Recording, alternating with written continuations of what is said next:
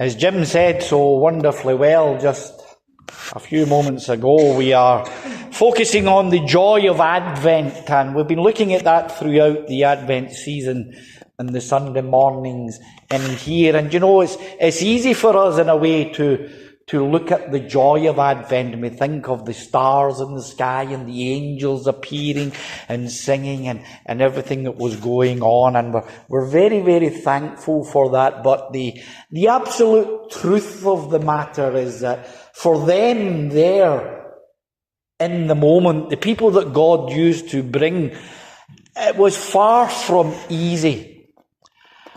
I find it astonishing that they managed to find any joy or any peace in what they were going through, and yet we know that they did, and Jim has displayed that well. And also the picture of those cattle that may have been there in the big tongues and things like that. You see the picture, and I think you described the manger as possible. I'm looking, Jim, where are you? Oh, you said that maybe smelly was the word you used. Probably Hubble.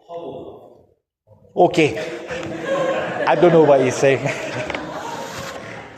but it wouldn't have been pleasant. That much is for sure, of course. And yet they did manage to find joy and peace. But I want to take just a couple of moments, just put yourself in the place of those people.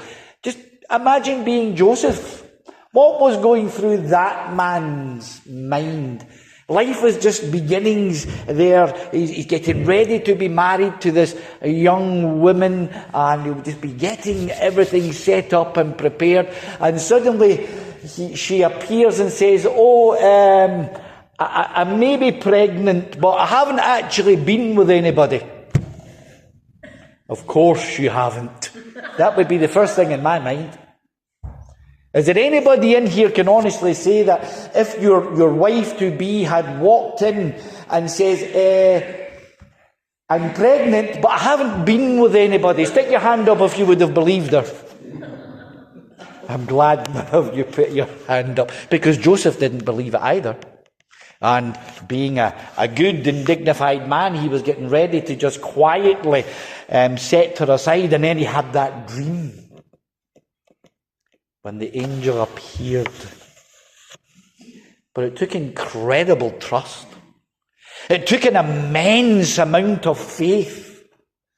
Just imagine, everywhere he went, tongues would have been wagging, fingers would have been pointing, sniggering under their breath, making little cut.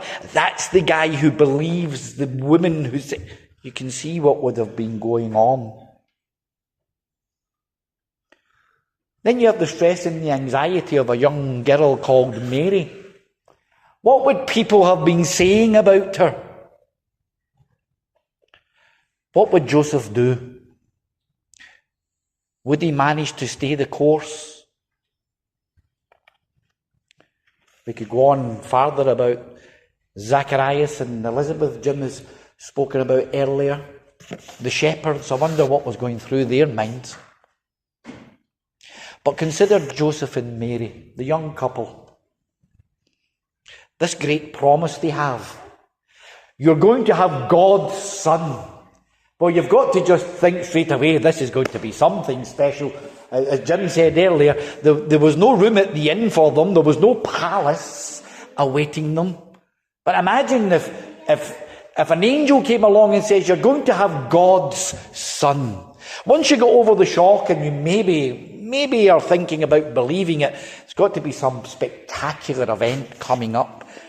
And then they're on this long journey to make it to Bethlehem in this young, heavily pregnant, very tender state of affairs. You must be wondering, what happened to the promise? Why am I going through this? And then they get there to discover that indeed there is no room. And they've got this feeding trough to lay a baby in. Where is the promise? This is supposed to be God, his child. Imagine all of that going on, and then those shepherds out there in the fields, and Anybody, how would you have reacted to that scene? But none of them were particularly clever people, were they? None of them were rich people. They weren't popular. They weren't noble people. I'm always thankful for that whenever I look in the mirror and I think, okay, I'm doing okay. Every single one of these people had real reason to question, to doubt, to have anxieties. And when those things set in, then you're in big, big trouble. I want to just spend a minute just to give you a quick illustration. Some of you know this or have heard something about it. Earlier on in the year, it sounds as if I'm going off track, but I will come back, probably. Earlier on in the year, I got a letter from the National Crime Agency. And I know you're all thinking, yeah, well, you're a Glaswegian, so it was bound to happen at some point. But it wasn't actually that.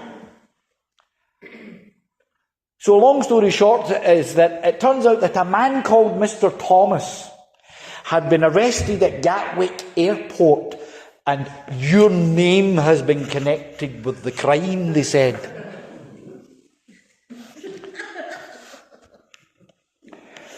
I thought, I don't know anybody called Mr. Thomas.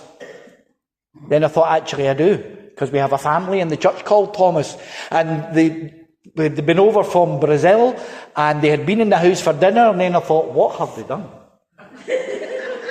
And I know that there is no way this family, they're very devout, a very hard-working, absolutely committed to the Lord, making sacrifices you and I know nothing about, travelling the world for the kingdom work, and I can't work it out. So long story short on all of this is, I spent months waiting for this voluntary interview I was invited to.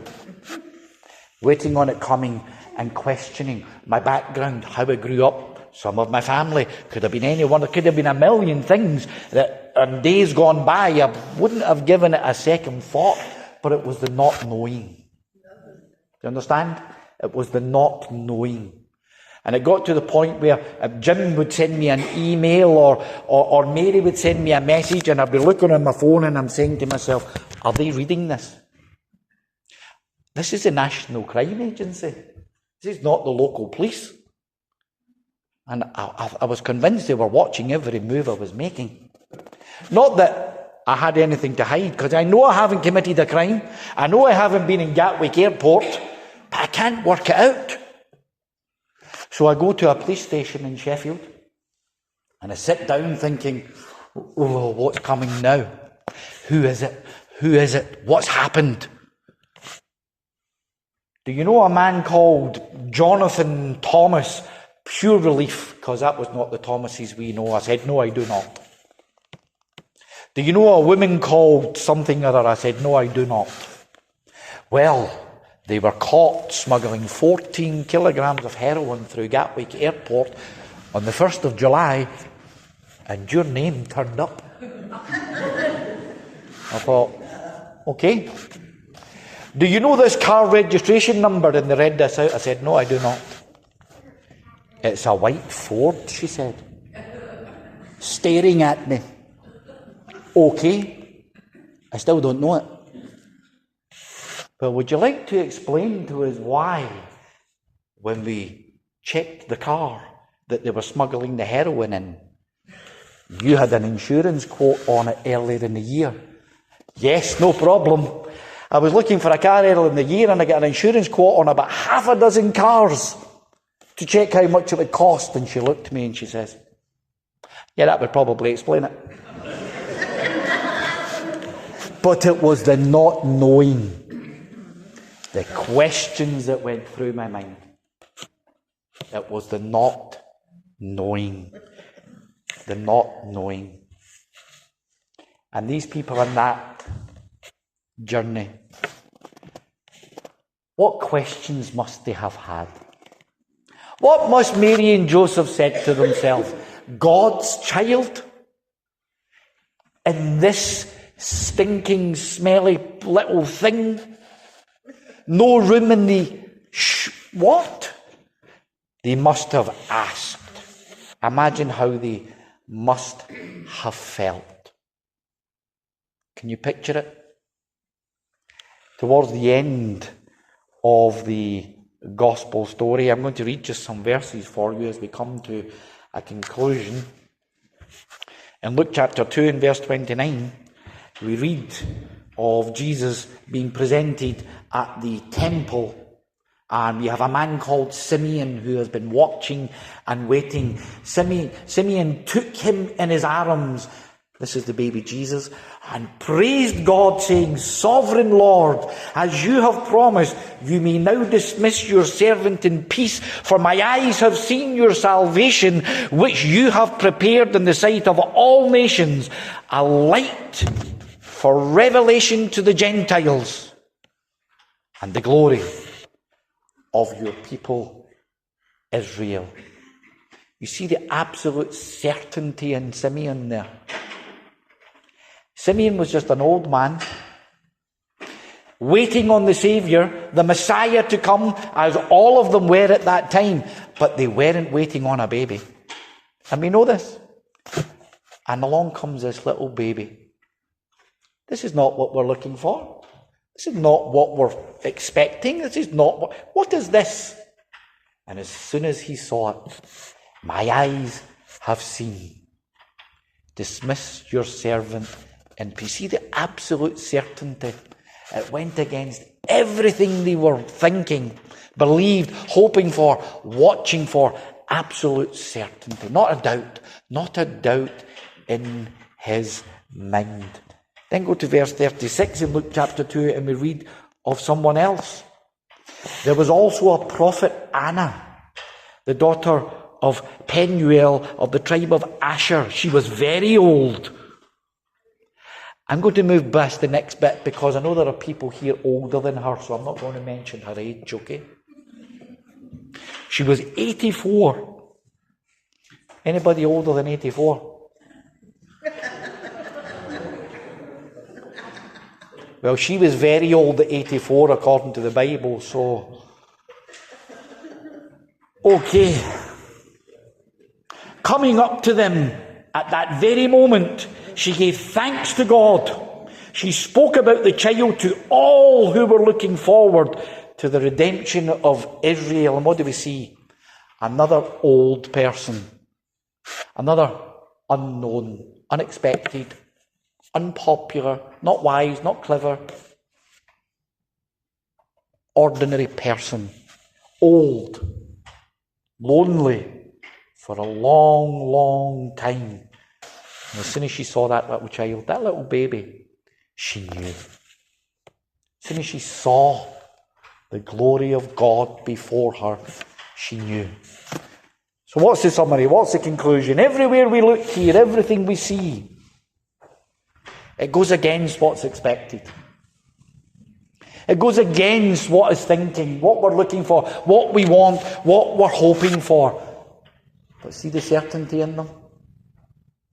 From that certainty, there came joy. It says in the bottom of that screen up there, there is a difference between knowing and hoping. Knowing the truth of God.